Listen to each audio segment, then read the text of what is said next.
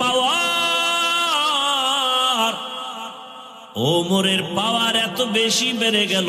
27 বছর বয়স, তরবারিটা নিয়া বাইতুল্লাহর পার্শ্বে হাতিমে কাবা, ওখানে দাঁড়াইয়া 27 বছরের যুবক তরবারি নিয়া দাঁড়ায় হুঙ্কার দিয়া কয়, এই মক্কার কাফের মুশরিকেরা, আয়, মুহাম্মদের বিরুদ্ধে যদি একটা কথা বলতে চাও, আমি ওমরের তরবারির সামনে দাঁড়াও, মুহাম্মদের প্রয়োজন হবে না, ওমরের তরবারি যথেষ্ট।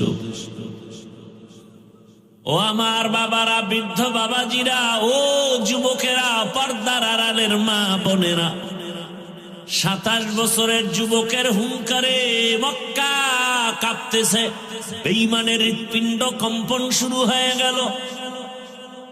তোমার কত বছর বয়স? তুমি কি শোনো নাই আমার রসুলকে সন্ত্রাসী বলে গালি দেয় একদল?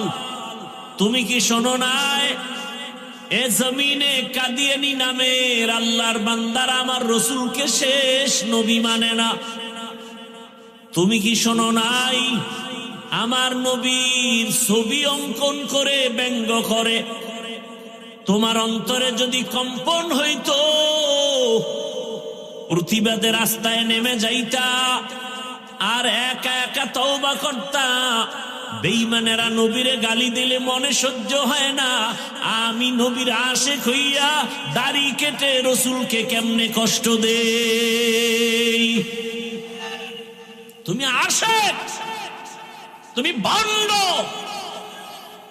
কিসের আশিক তুমি? আমার রসুলের কলিজায় তুমি আঘাত দিবা? লিখে রাখো, স্বর্ণাক্ষরে লিখে রাখো, গোটা দুনিয়ার মুফতিদের কাছে ফতুয়া চাও, যারা দাড়ি কাটে আর ছাটে সকলের গুনাহ সমান, কবিরা গুনাহ। যতদিন পর্যন্ত তওবা না করবে কোনদিন একটা মোনাজাত কবুল হবে না। এবং 24টা ঘন্টার সেকেন্ডে সেকেন্ডে অল টাইম কবিরা গুনাহ, কবিরা গুনাহ, কবিরা গুনাহ, কবিরা গুনাহ। ও ঘুমাইয়া থাকলেও কবিরা গুনাহ লেখা বন্ধ নাই। তুমি আশিক, কিসের আশিক তুমি?